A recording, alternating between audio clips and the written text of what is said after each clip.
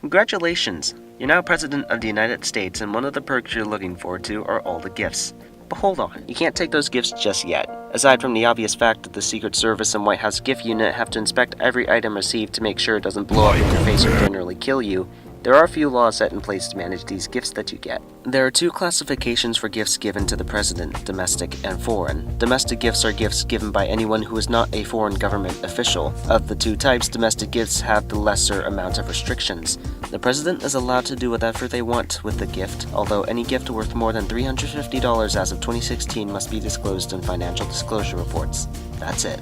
Foreign gifts fall under the Foreign Gifts and Decorations Act of 1966 and future legislation in 1977. Compared to domestic gifts, there are many more rules.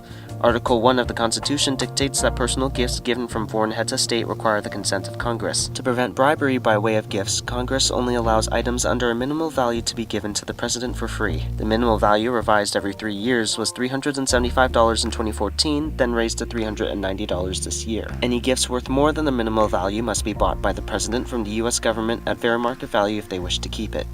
You can imagine why such a policy is in place when the head of state hands you millions of dollars worth of jewelry. However, there is an exception to this minimal value policy. The president may accept a gift worth greater than the minimal value if rejecting it may cause embarrassment to the donor or US government or stifle foreign relations. In these instances, acceptance of the gift happens on behalf of the United States, and thus the United States takes possession of said gift. The Nobel Peace Prize is also a notable exception. Since the Nobel Peace Prize is granted by a private organization and not by a foreign government, the president may keep the Peace Prize without incurring charges. So what kind of gifts does a president get? Well, President Obama's favorite gift was a parking pass to any sporting event held at his hometown's Chicago United Center.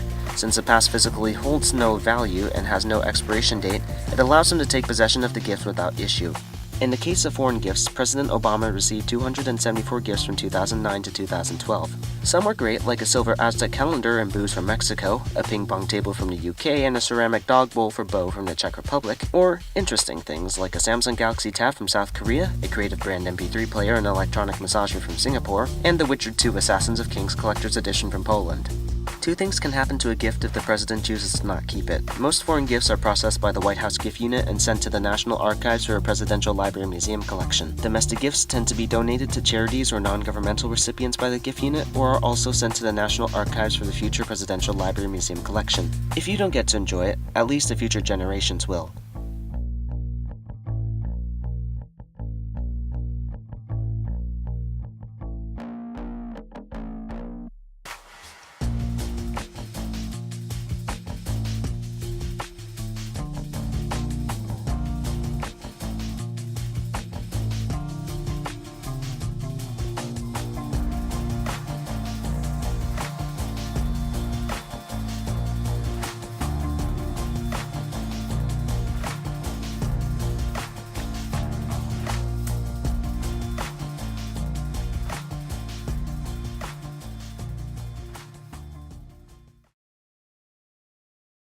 Right there. Oh! One down low. Do your best. Oh, okay. So, oh gosh, this is, oh, car's flying. Oh gosh.